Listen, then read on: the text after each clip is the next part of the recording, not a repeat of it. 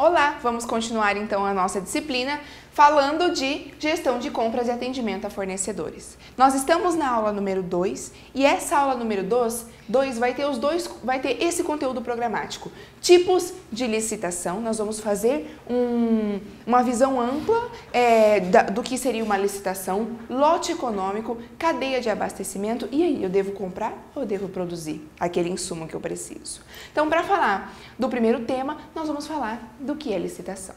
Essa licitação, veja, está dizendo que é composto de procedimentos que tem como meta os princípios da administração pública, seja ela direta ou indireta.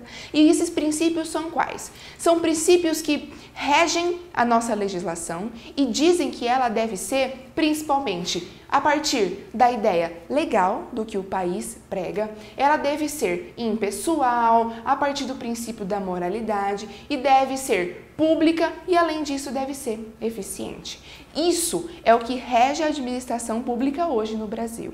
A licitação, ela está vinculada a uma lei e essa lei deve ser seguida conforme legalidade. Deve ser seguida conforme as suas regras. Então, dentro dessa legislação, ela é a Lei 8.666 do ano de 1993 e ela rege os contratos e as licitações que acontecem dentro do Brasil.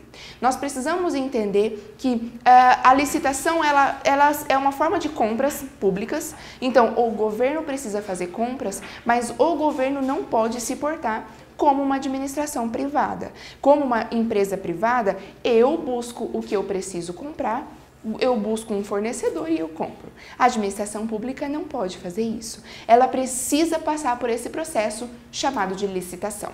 Continuando, aquisição ou a venda ou uma prestação de serviço que seja vantajoso para a administração pública e, principalmente, que seja menos onerosa e com uma maior qualidade possível, melhor qualidade possível. O que significa isso?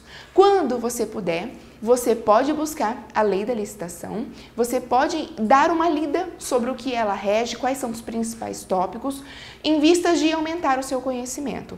Nesse momento, você vai ver que há algumas características de como tomar essa decisão. A decisão sobre a licitação, ela está pautada nesses dois tópicos, menos onerosa e com melhor qualidade possível. O que isso significa? Que vai ser escolhido um fornecedor dentro do sistema, existe o sistema, os fornecedores fazem a sua proposta. Imagine que precisem ser comprados materiais de limpeza. Os fornecedores de material de limpeza que estiverem cadastrados ou que forem convidados a partir de uma carta convite, podem colocar a sua proposta lá no sistema e a partir de qual for a melhor proposta, menos onerosa e melhor qualidade, vai ser escolhido para ser o fornecedor daquela empresa da organização pública. Então, nesse sentido, é importante que isso tudo seja muito bem organizado e que sejam entendidos todas as regras da licitação. Então, lá, quando você for der uma olhada por cima pela legislação, você vai ver que tem dois tipos de decisão, que a decisão pode ser feita pelo melhor preço e pela melhor técnica, ou pela união dessas duas. Então, nesse tipo de licitação, nesse processo, eu vou fazer a escolha a partir das duas decisões. Qual é o melhor preço, mas que também tem a melhor técnica. E a partir do que for aquela compra, é que aquilo vai ser decidido, a partir de quais foram as propostas que foram feitas, e tudo isso vai tendo o desenvolvimento do processo como um todo de compras da administração pública. Então, ela é chamada também de eficiência contratória. Você deve se lembrar que eu falei que a lei de licitação, ela rege a licitação e os contratos. Tem todas as regras também de como os contratos devem ser escritos, quais são as cláusulas que devem conter esses contratos, o que isso tem que mostrar quando esse contrato for colocado em prática. Então, está dizendo, utilizando-se de um sistema de comparação dos orçamentos, propostas às empresas que atendam às especificações legais dentro do edital que foi lançado. Existe um edital, você como fornecedor, se for cadastrado, pode colocar sua proposta ou pode ser feita uma carta convite. Então, modalidade de licitação, Lei Brasileira 8.866 do ano de 93. Então, você é convidado a participar, sendo cadastrado ou não. Então, a partir daquele momento, a administração pública entendeu que você é um fornecedor importante e que ele gostaria de ver uma proposta sua.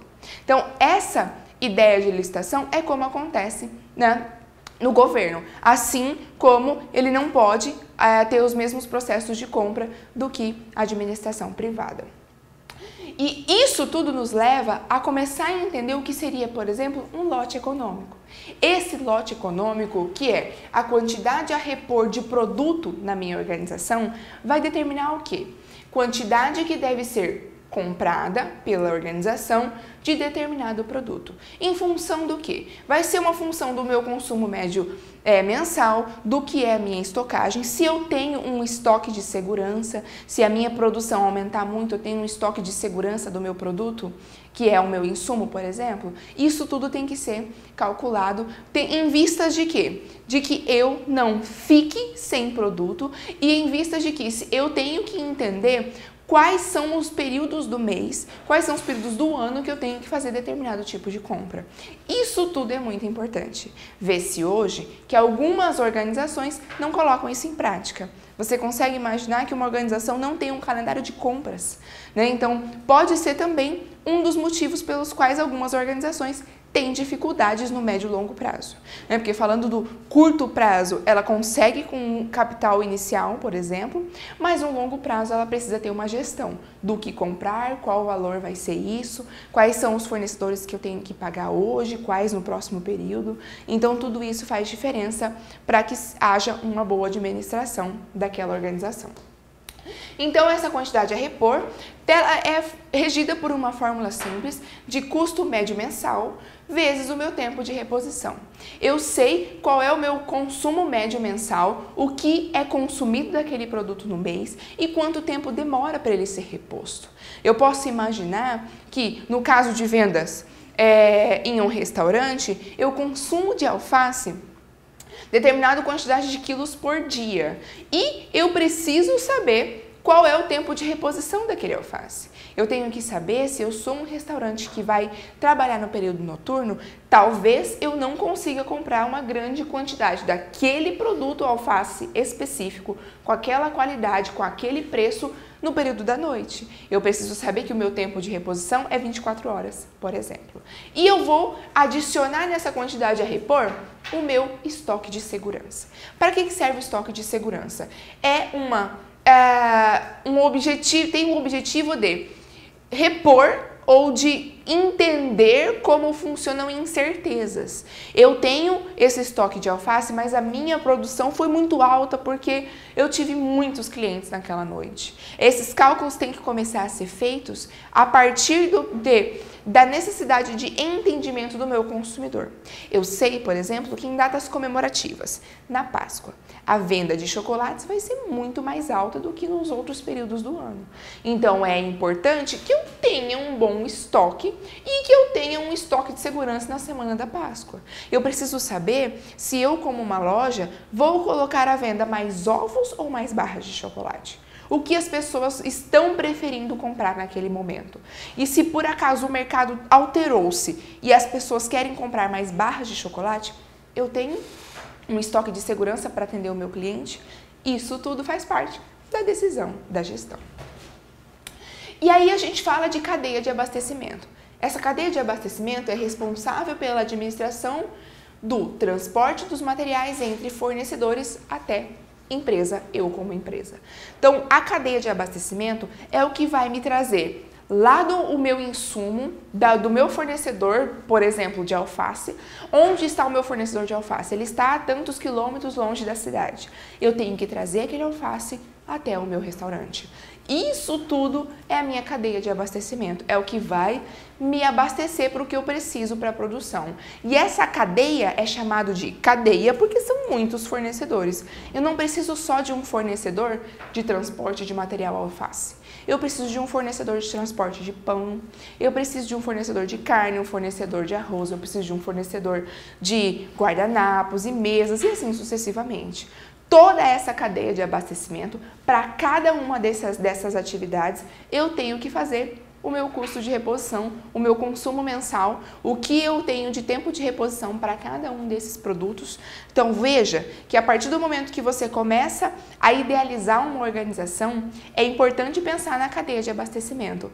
A organização que você está idealizando vai precisar de muitos fornecedores? Imagine que com cada um desses fornecedores é uma negociação com cada um deles, um custo para cada um deles, uma ideia de abastecimento e transporte de materiais para cada um deles, e tudo isso vai aumentando a complexidade do sistema que é uma empresa, né? Então, recebimento, descarregamento e o armazenamento dessas matérias-primas. Continua ainda, cheguei, preciso estocar essas mercadorias. Onde elas vão ficar? A minha cadeia de abastecimento, no final dela, vai ter o meu freezer. O meu freezer cabe todas as carnes que eu estou encomendando? Eu vou conseguir escoar essa carne, fazer o quanto de sanduíche é necessário para aquela noite? Então, tudo isso continua sendo a reflexão do gestor. Então, esse é um exemplo básico de uma cadeia.